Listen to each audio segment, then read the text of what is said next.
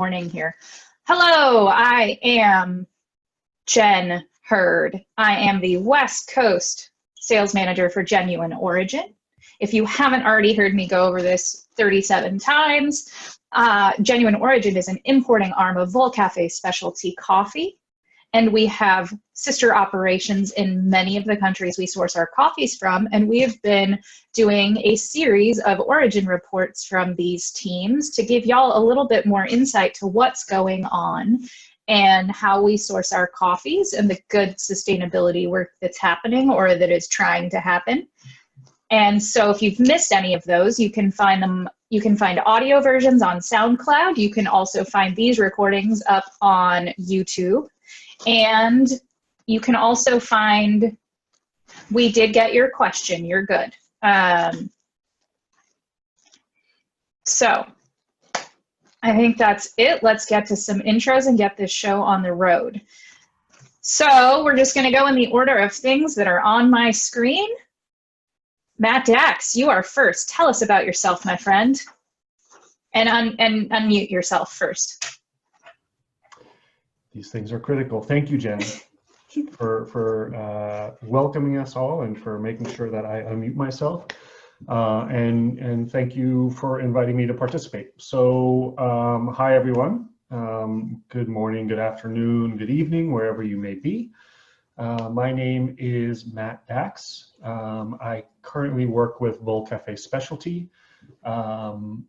I've been in the coffee industry for about 2 decades.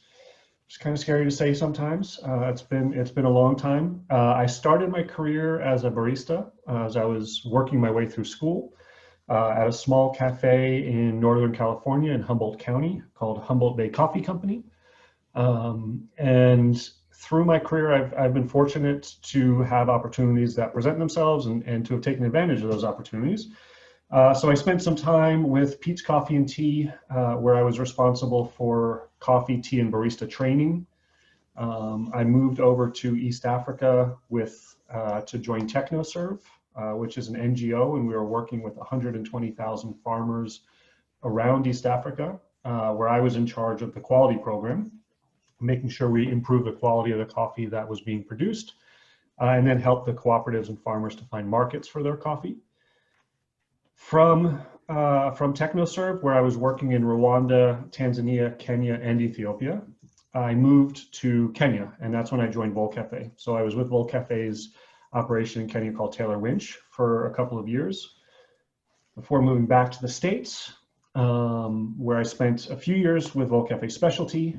I took a 3-year sabbatical to go do the buying for one of the largest coffee retailers in North America, and recently came back to Volcafe Specialty. So thank you again, Jen. Thank you, everybody, for signing on.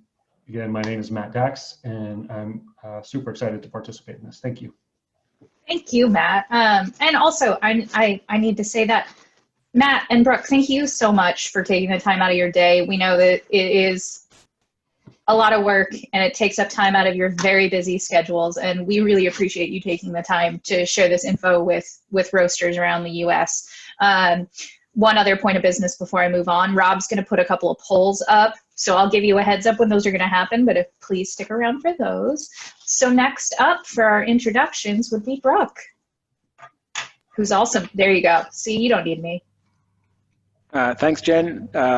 Brooke here from Ethiopia. I'm running the Volcafe presence in Ethiopia. We have a small office here.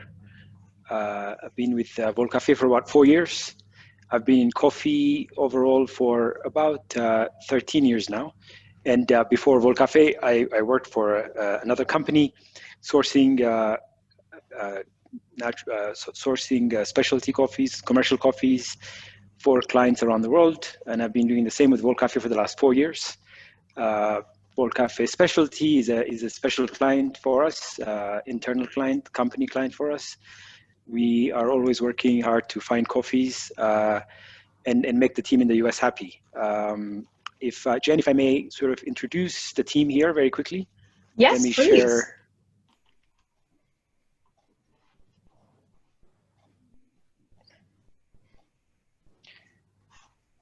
we have, that would be me, right where I'm sitting right now. That's me in our office. Getachew,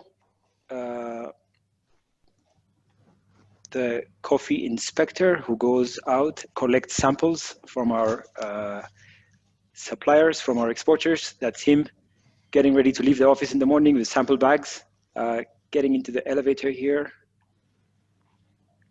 out in one of the warehouses, getting ready to inspect coffees that are about to be loaded to clients in the US. That's him marking bags. There might be a slight lag between the pictures and what I'm saying. Taking samples from the bags in the warehouses. He's been with us for about 25 years now. So he's one of the longest serving, members of the team here. That's Getachew. The second Getachew on the team, he's head of quality control. He's been with Volcafe for about 12 years in Addis. Prior to that, he'd worked for another company and also for Sidama Union, which is one of the larger cooperative unions in Ethiopia. He's in charge of all our quality control work here. That's him smelling green coffee and also inspecting the aroma of coffee that we're about to cup. That's him doing some green grading work. He's on the team, on the Ethiopia team for the Cup of Excellence competition. He's one of the judges. And then here we have Samson, who's been in the group for about 18 years, also a strong member of the team. He's in charge of logistics. He's in charge of following up on all the work. And here is Krem, who's the longest serving member of the team, and she's in charge of the lab ops. So she takes care of all the sample roasting, setting up the cupping tables, and just being overall caretaker of our office. Very talented person. And that's her cupping coffees with the rest of the team. So that's us. We focus a lot on quality control here with regards to the kind of water that we use for our cupping sessions. We take our sample roasting very seriously. We have rigorous inspection systems in place in the lab, making sure that every sample moisture is measured. Grinding is done properly for the inspection, for the cupping sessions. And doing that, we spend quite a bit of time in the office. So this is basically our second home for the team. Let me end there, and I'll come back when the questions start. Thank you. I appreciate you bringing in the whole team for that. And that means, Rob, you're next. Hey, everybody. Rob Solkow, Digital Marketing Manager at Genuine Origin. Pleasure to be here. Thank you, Brooke. Thank you, Matt, for being on the call. It's a pleasure to have you.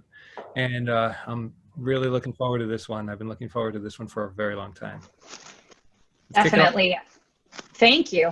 I also always forget, I never talk about my own background, which is I have also worked in coffee for over 20 years, right here in Oregon the whole time.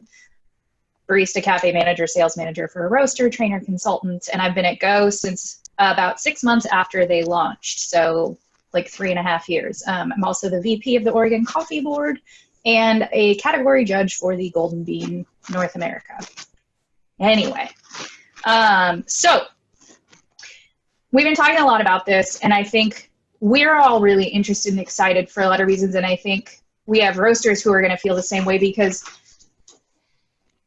coffee buying in Ethiopia doesn't operate the same way that it does anywhere else. So I want to give y'all some time to talk about the ECX, what that looks like, how it functions.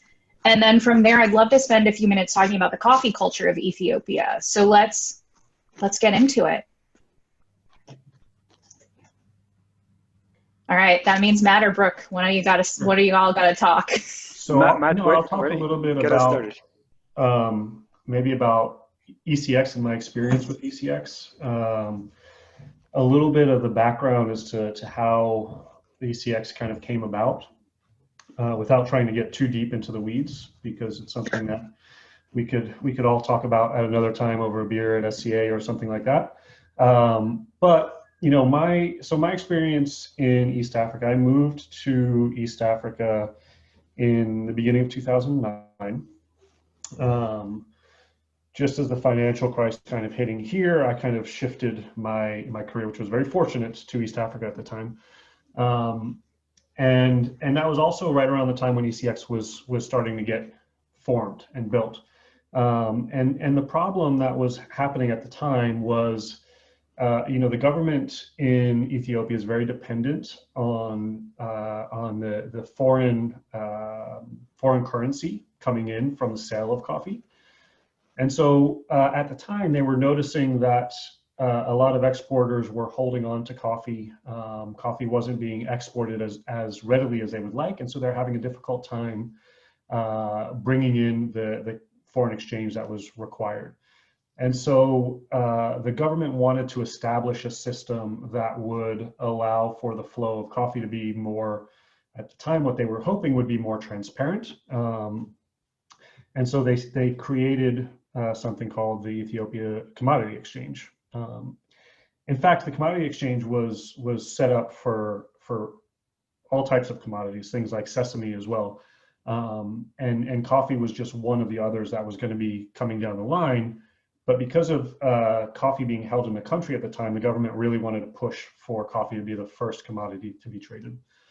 So at that time, all coffee from Ethiopia had to then be sold through ECX, which really kind of threw a wrench in the gears of the Ethiopian coffee trade.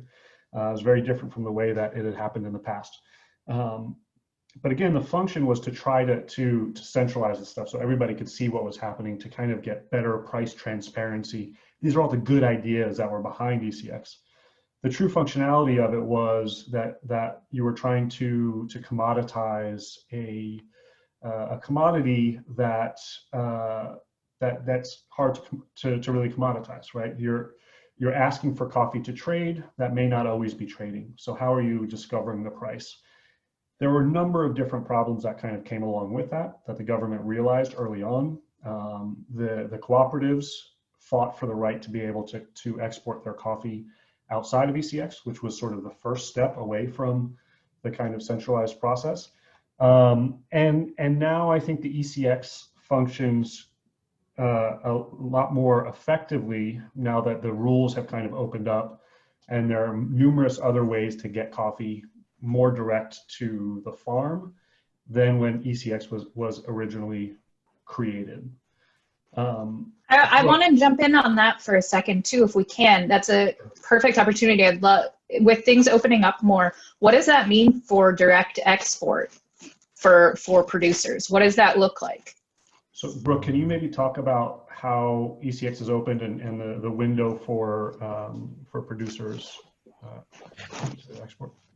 Yeah, so the rules are very much relaxed now compared to what was the case a few years back.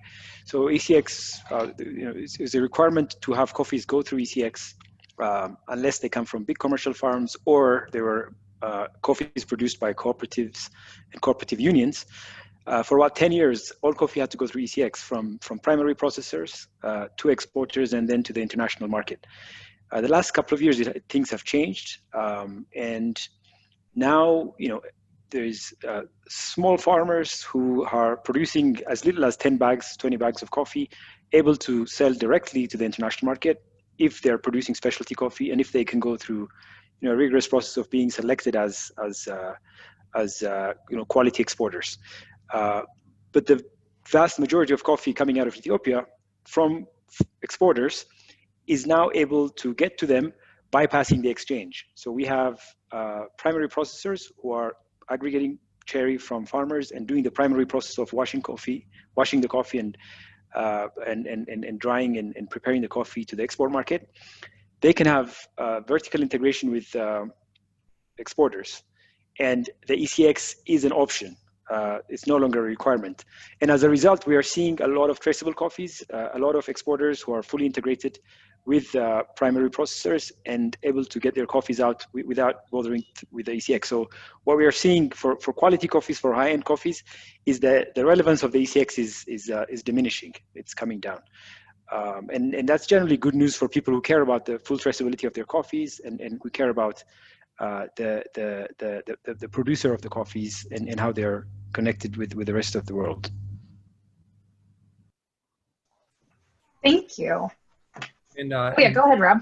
yeah, sure. You know, I was just wondering if you could talk a little bit about coffee's meaning within the culture, within Ethiopian culture itself, and how that all relates back through to the trade.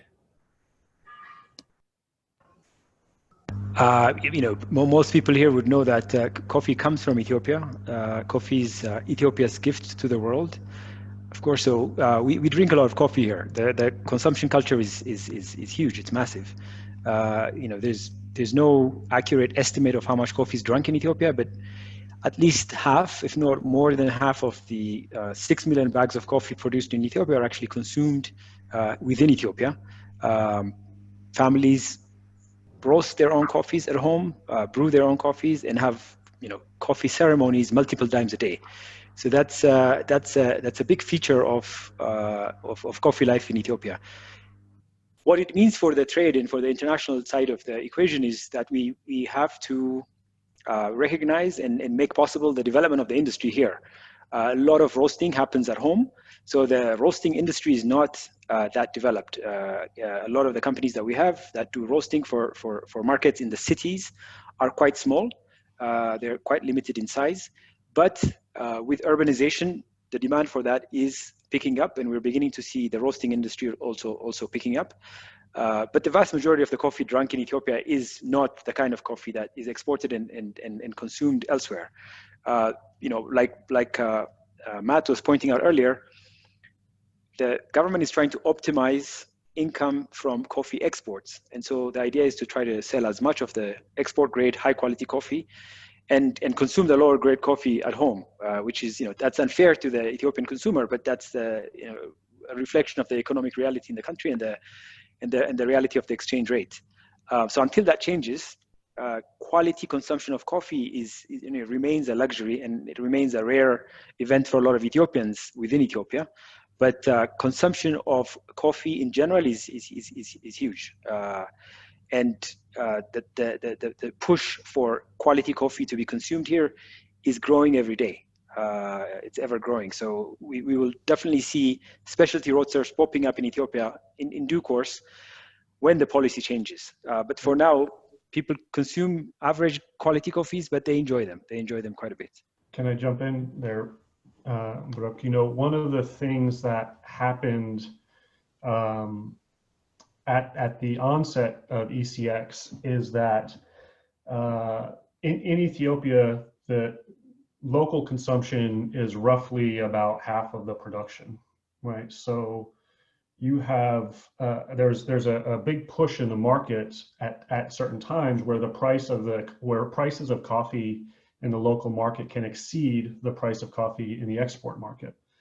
And so back at the creation of ECX, one of the things that the government was fearing was that exporters were holding back coffee that could be sold outside of the country and selling it in the local market. And they weren't really happy about that because, again, they wanted to bring in the US dollars. And at the time when I was first in East Africa, the government actually took over all of the assets for 5 of the largest exporters in the country, because the government felt that they were not exporting the coffee that they should be selling outside of the country, and that they were secretly selling it into the local market to earn a higher price. And that is one of the reasons why Ethiopia is as unique as it is in the world of coffee. Is there's nowhere else that you'll find the price for local coffee being higher than the price for export coffee. Now, I mean, as a side note, we all know how expensive Ethiopian coffees can be, so you can imagine how expensive it is for a family in Ethiopia to buy coffee. Now, having said that, it is part of the culture. Coffee and Ethiopian culture go hand in hand. It is in the blood of the people that we work with in Ethiopia. And I don't know if I had a kind of a cute video that I'd like to share, if you guys would give me the opportunity. Yeah, I heard you've got a couple coffee professionals on video. I do, some Yeah. young burgeoning coffee professionals. Yeah. Here, let me see if I can share my screen with you guys. This is just again to demonstrate sort of the how deeply ingrained coffee culture is into Ethiopian society. So hopefully you guys can see this. This is from my son's second birthday. My son is very fortunate to have both American genes, but also Ethiopian. He is half Ethiopian. And this is at his birthday. This was a coffee ceremony that was being hosted outside of his auntie's coffee shop in downtown Addis. And that is his cousin who is coming along. And they are sharing a cup of coffee. You can imagine this going on at an American birthday party with a couple of 2-year-olds. Parents would be flipping out. But here in Addis, everybody is sitting back and watching as my son is cupping his coffee like he sees me do so often. Oh, so cute. And he wants a little bit more, so his cousin's going to give it to him.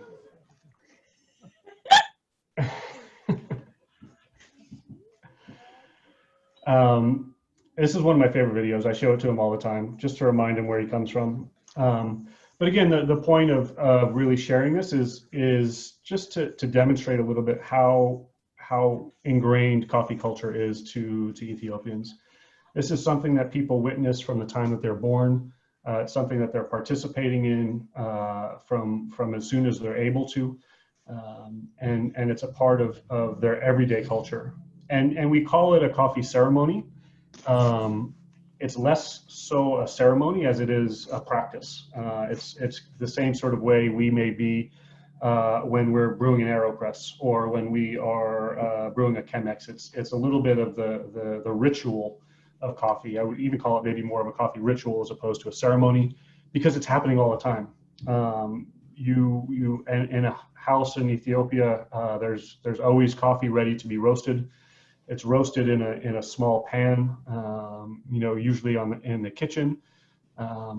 And when friends come over, when neighbors come over, you come over and you have a coffee ceremony. You roast coffee, you grind it, you brew it, and you sort of have this process go on. So thank you guys for indulging me here a little bit in sharing this.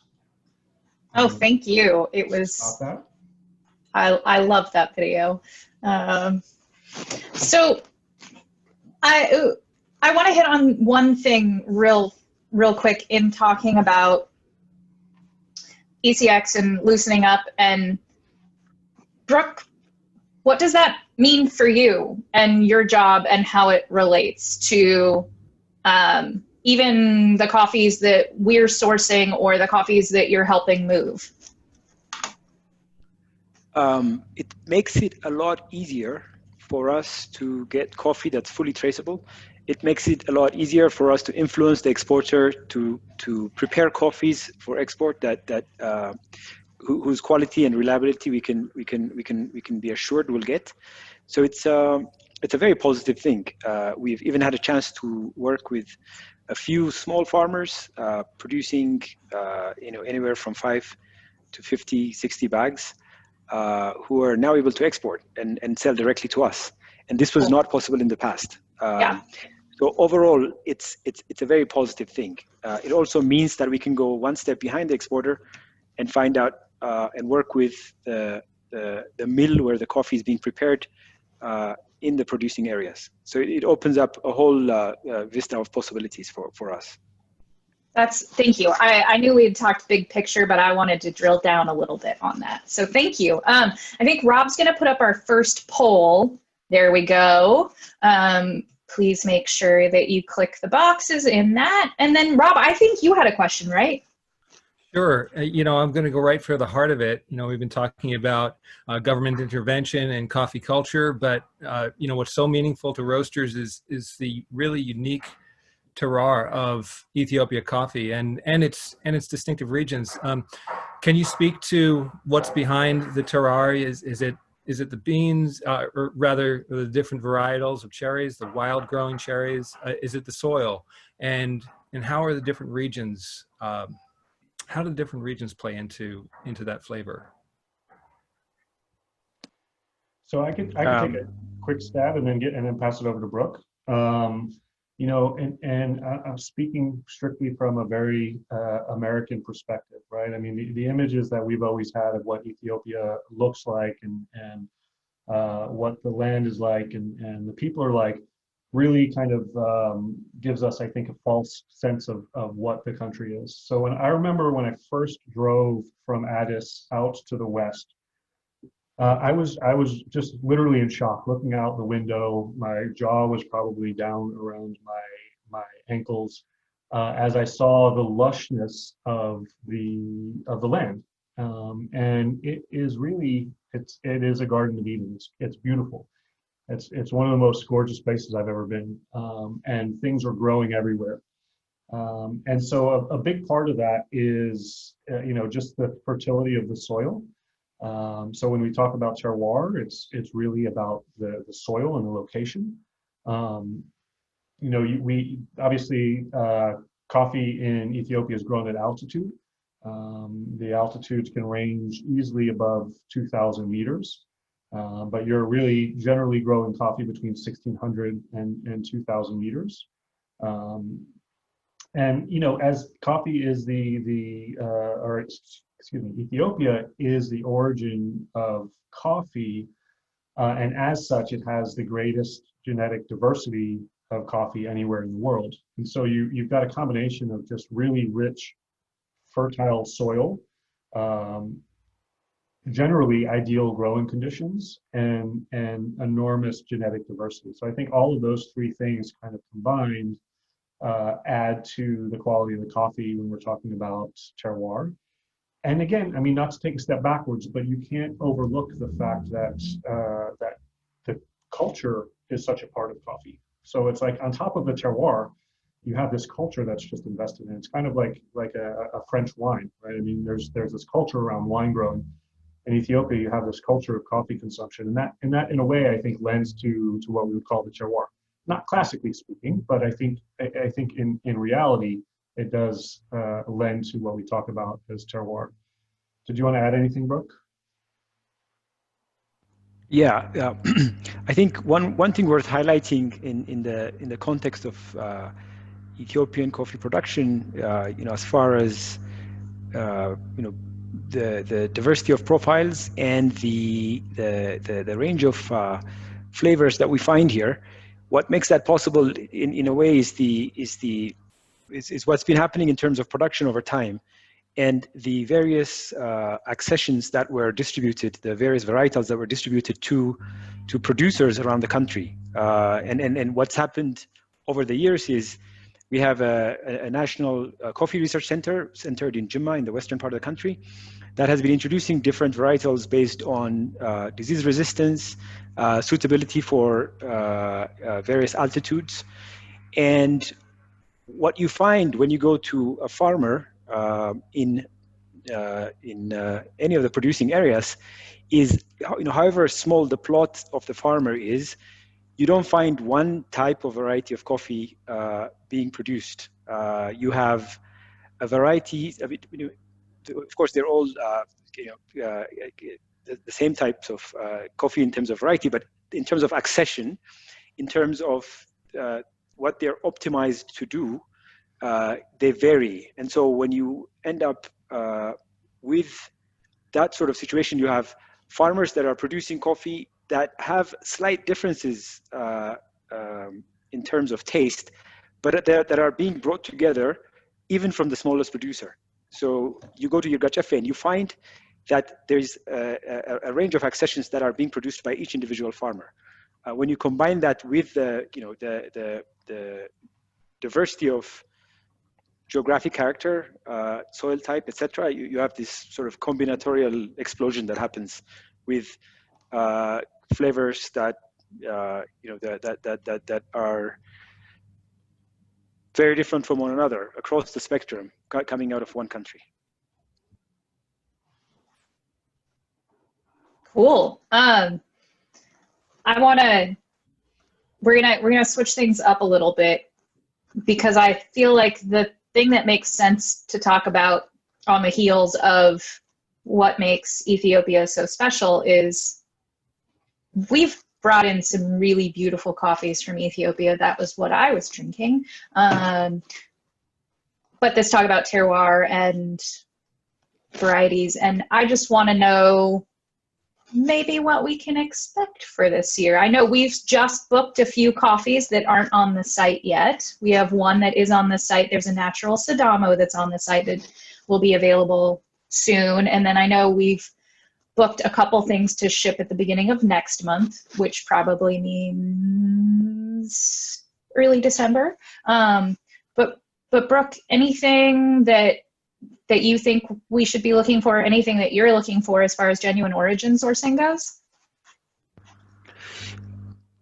So this year, the crop, the harvest is looking good. We have a record crop in Ethiopia this year. It's going to be, I think, excellent both in terms of volume, the amount of crop that will be produced, but also quality.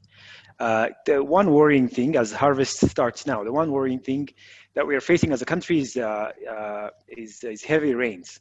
So it's raining,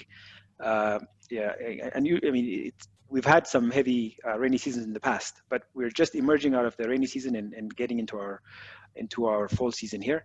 And it's quite heavy, so that's a bit worrying. If this continues for a few more weeks, we risk facing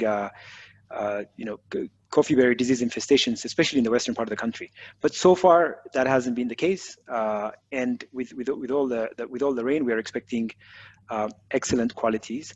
What we are hoping to do this year for genuine origin is work even closer to some of the individual farmers that we've worked with in the past and new ones, as the infrastructure here in Ethiopia improves for supporting them. I mean, there's a long way to go to support individual farmers to be able to export, but some interesting models are emerging. Some exporters in Addis are more open and willing to collaborate with them and support them in the logistics and paperwork involved for exports. So we want to go deeper down that route. We're also bringing a couple of people on board to support with some of the sustainability work that we're aspiring to do here. We're not exporters here, we're buyers with a presence, running a buying operation. So that puts a limit to what we can do. But we're slowly inching toward making, changing that and getting closer to the producers. Okay, so also along with that, I know things that we've seen that have been really popular, for example, are like we've brought in a lot of experimental processing methods from Costa Rica. I've seen a little bit of that in Ethiopia as well, as far as, obviously we know naturals are super popular, but talking about, whether it's anaerobic or some kind of fermentation, experimental stuff. Have you been seeing anything like that that's of a quality that's worth talking about? We have a fairly large buying operation here, so we get all kinds of coffees, all kinds of samples coming in. To be very honest, we've been shy from venturing out in that direction, and we've focused mainly on supporting and working with producers who are trying to perfect the traditional system of optimizing on the quality and on the preparation systems. But we're seeing quite a bit of demand for coffees that are going through special processing, especially coming from Asia. A lot of the demand for that is coming from Asia, and we've done some honey processed coffees with our supplier partners, with our exporter partners, but in very limited quantities. And if that's something that your customers are keen on, we can work on that. But to be very frank, we've been cautious about that so far. That's fair. I mean, it's something that I'm always interested in, but I'm not the buyer. I think it's always interesting, Jen, to to look at these different processing techniques. And I think we've seen a lot of these different processing techniques proliferate, especially in places in Central and South America. Yeah.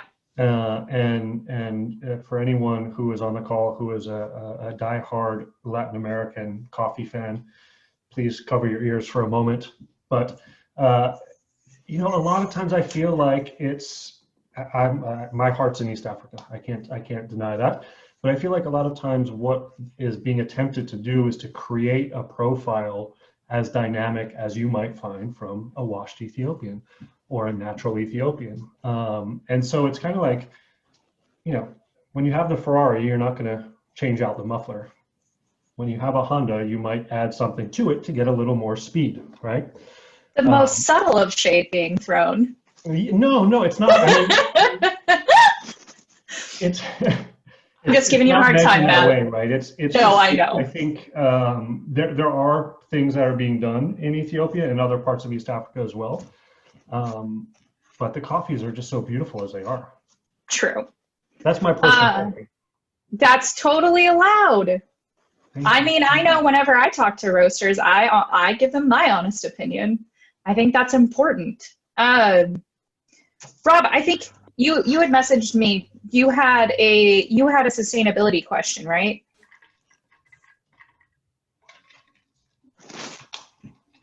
Are you there? Do you? Uh-oh. I think Rob froze. Uh-oh. That's okay. He sent it to me, so I'm good. Brooke, you mentioned sustainability. I know a big part of Genuine Origin is Volcafe Way, but there's been a struggle to get that implemented in Ethiopia. Do you want to talk a little bit about what some of those struggles have been, what you're hoping for? Yeah, I mean, there's quite a bit of work done by Volcafe in other origins that we would like to bring here. Obviously, we don't have an export operation, but there is definitely quite a bit of room to get things going in terms of making some coffees more accessible to roasters in the US and other destinations. There's quite a bit of work to be done in terms of making information about the coffees accessible. And there's some very interesting examples that we're beginning to see, even by some companies that don't have a presence in Ethiopia, who are coming here, supporting producer groups, supporting exporters with own wet mills, to gather data, to make that accessible to the roaster, to make that digitally available. And those are the kinds of things that we're learning from and that we're aspiring to do. Of course, all of that requires a strong team effort. It requires us to be able to bring more people on board, and those are the kinds of things that we're working on at the moment. I see that the future for Ethiopian coffee is one where roasters at your end, through us and directly, will be able to access producers with a lot more ease. Obviously, there's some challenges in Ethiopia at the moment. The political atmosphere is one where we're going through a significant transition. The challenges with COVID and the economic challenges around the world are also being felt here. So this harvest, as good as it looks, how it's actually going to pan out in terms of actual production and actual exports is yet to be seen. There's quite a few uncertainties. But with ECX becoming less of an influential factor in the value chain, we're beginning to see a lot more innovative players coming in, and we see our role as one of supporting them, making it possible for them to get their coffees out into the world, and leveraging our knowledge of and expertise and access to logistics, services in terms of access to roasters, etc. That's how I see it evolving. Okay. And then, to tie in a little bit from the question from the audience, I know this is a thing Brooke, that you and I have chatted about online. It's been a difficult year in Ethiopia. You've had a lot of political unrest. And while you mentioned it's early to see how that's going to affect production, do you see people moving away from coffee? I mean, do you see people moving away from growing coffee? Is the enthusiasm still there? Quality and quantity will still pan out, but do you see any other big shifts there? In the short term, not so much. But I mean, the changes here are quite sweeping changes. We're going through a phase right now where the currency is being changed. New currency notes are being printed. So there's questions around how are farmers going to get paid? Is enough currency being printed? There's a lot of restrictions around movement of money that's being put in place. That's going to affect how coffee is harvested this year and how farmers are paid. Is that going to create an opportunity for exporters and primary processors to pay farmers through banking systems, through cell phones? Is it going to advance the agenda of digitizing payment systems, etc.? But there's also real questions around, COVID having an impact in Addis, but also, slowly spreading out to the rest of the country. And what does that mean for people who pick coffee, workers who come from, who migrate to coffee growing areas for the coffee picking season, and how our producer community is going to handle that? There's quite a few big question marks and a lot of uncertainty. I don't know if that answers your question, but yes, lots of big question marks at the moment. Yeah. With hopes that things will continue to stabilize and we will find solutions to some of our big problems in the not too distant future. Yeah. We had another question that came in ahead of the presentation that I wanted to throw out to either or both of you. But honeybees, I think we've all seen in the news in the last few years scary news about declines of honeybees, and we know that they are vital to everything, but also coffee being a honeybee pollinated plant. Have you seen any programs to fund development for bringing honeybees into Ethiopia, or do you see any potential for that? Yes. Yeah. Go ahead, Matt. No, I was going to say it's kind of interesting because on my last trip to Addis, Brooke, you and I were out having dinner, and we met a young woman who was starting a honey project in Ethiopia. I don't know if you remember that, but I would say that I do. Honey production is quite big in Ethiopia. I remember there being a lot of honey being sold. Whether or not that's how much of that is exported or sold outside of the country, I'm not sure. But it was this woman who we were speaking to was harvesting honey from different parts of the country and selling it through specialty channels. So it was quite interesting to hear about that. But sorry, I'll turn it back over to you, Brooke, for a bigger, for a larger view. So honey production in Ethiopia is actually quite significant. If I'm correct, we may be the largest producer of honey in Africa. And we're also one of the largest consumers of honey. It's a bit like the coffee story. We produce significant amounts of honey. We consume a lot of that honey. Government wants most of that honey to be exported for Forex. It doesn't always work that way. We have quite a bit of experience in most of the coffee growing areas and also in some of the coffee farms for people to actually harvest honey. And the example that just Matt gave is one. Actually, I get most of the honey that I consume from that particular producer. They are working with smallholder farmers who are producing coffee and other crops with some of the basic infrastructure. They support the producers with the basic infrastructure for harvesting, collecting, and doing the primary processing on the honey. And Ethiopia is a country where very little insecticide and pesticide use takes place for production. So a lot of what Ethiopia produces, both for coffee and many other products, is naturally organic. which means that honeybees are not as threatened here as they are elsewhere in the world. And there's also a lot of resistance in Ethiopia for genetically modified crops to be introduced into the agricultural system. So yeah, it's honey is very big here, and the honey that comes from coffee farms is some of the best. Cool, thank you. You just got yeah. Sorry, Jen. No, yeah. No. If anybody's interested, I was trying to remember the woman's name who we were speaking to. I couldn't think of it. I just Googled Forested Foods. I think that's the name of the project. Specialty Honey Ethiopia. And yeah, I think it's called Forested Foods or Maryiza, Maryiza, which means she comes with honey in Amharic.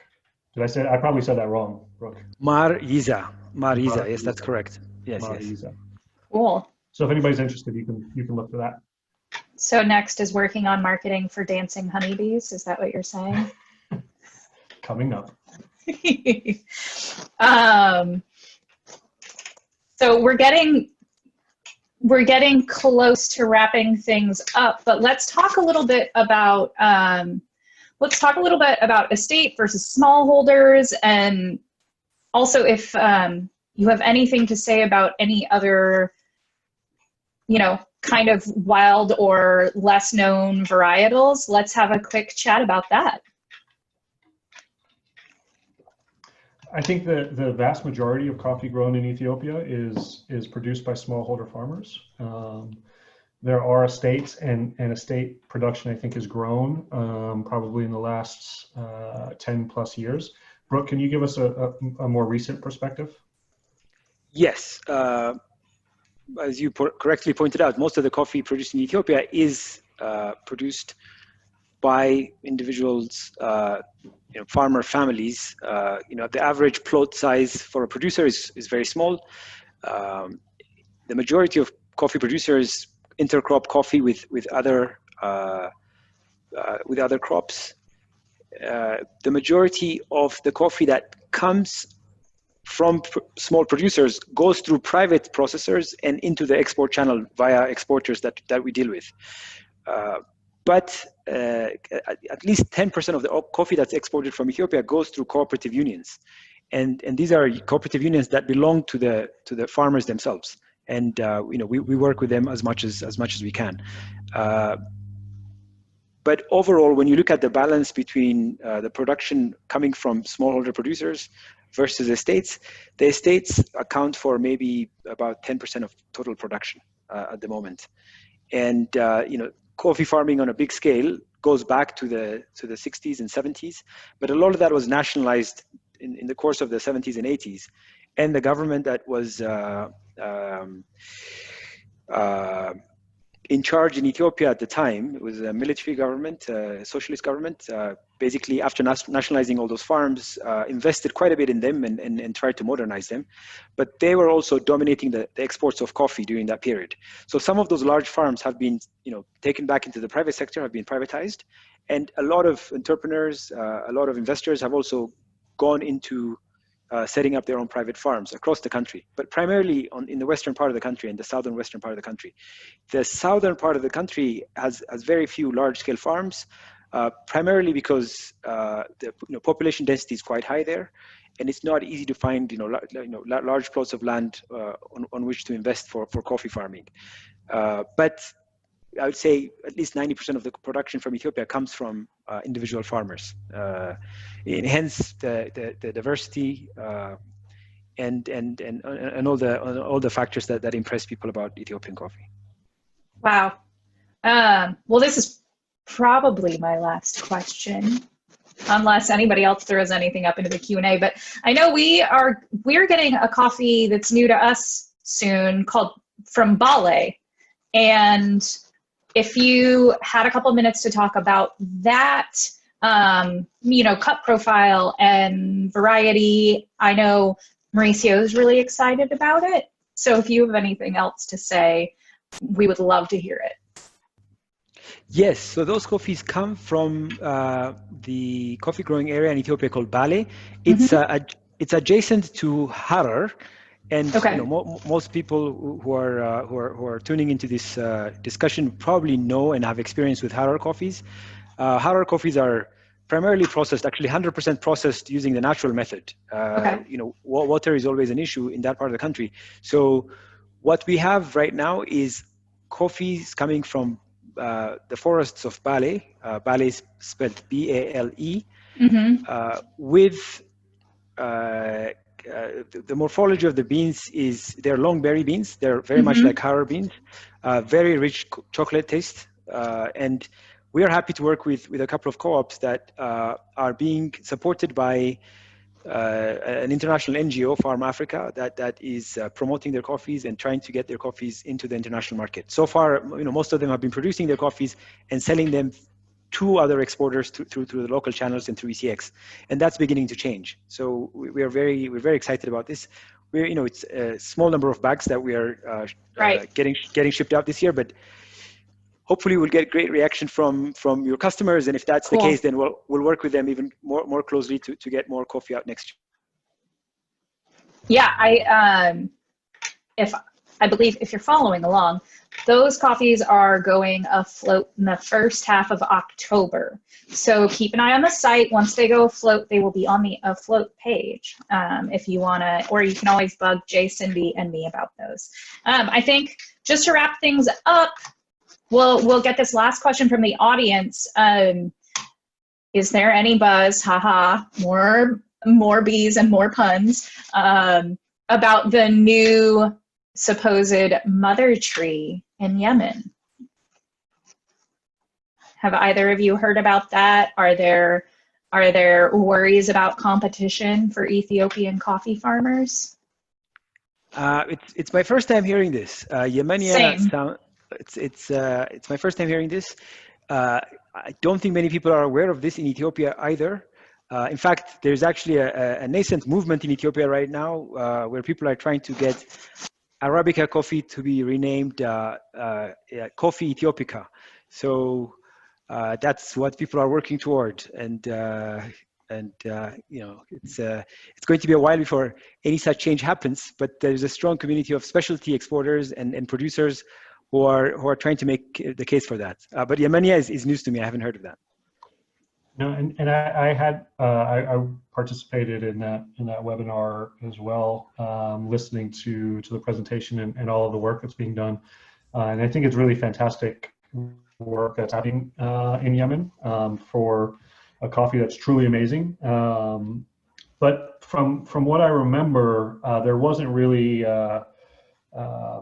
talk about the origins of coffee. I think what they were talking about was a varietal that came from Ethiopia very early on and developed into what they now consider to be the mother varietal for Yemen, which is Yemenia. And then there's a bunch of varietals that have sprouted forth from that mother tree. But I wouldn't. I mean, I don't know that anybody in Ethiopia knows about it. I don't know that there would be a lot of pressure. I think if anything, they can the coffees can complement each other. The coffees from Yemen are I think more similar to the Terroir coffees, so similar to the Bale coffee that Jen and Brooke were talking about earlier. Quite different from the vast majority of production in Ethiopia that happens in the south and in the west. Sure. Well, on that note, it's about time for us to wrap up. Massive thanks to Matt, Brooke, and Rob. Rob's having some internet issues. He is still here. Thank you so much for joining us and for sharing all of this information with our roasters. You'll see we've got our final poll up there. Please make sure to respond to that. My last little bit of housekeeping, if you haven't seen the new Roastery Essentials page on the Genuine Origin site, those are a list of coffees that we think are key to most roasters' menus, and they always ship free, no minimum, no code required, so it's a really good option. We have a lot of coffees that have recently landed or are landing soon. Our DR Congo coffees are available. The Mexico coffees are available. We've got some more Costa Rica and Guatemala coming up soon. So always check out the new arrivals and the afloat pages to stay on top of those. I will be doing another Instagram live cupping this coming Wednesday at 10 a.m. Pacific of some Guatemala coffees that have recently landed, including the La Pila honey, which I'm very excited for. But I think that's pretty much it. Again, thank you all for joining us, both our attendees and our panelists. If you have more questions, you can always find our contact info on the Genuine Origin site on Contact Us. And on that note, we'll be signing off. Thank you all. Thank you, everyone. See you soon. Jen. Thanks very much.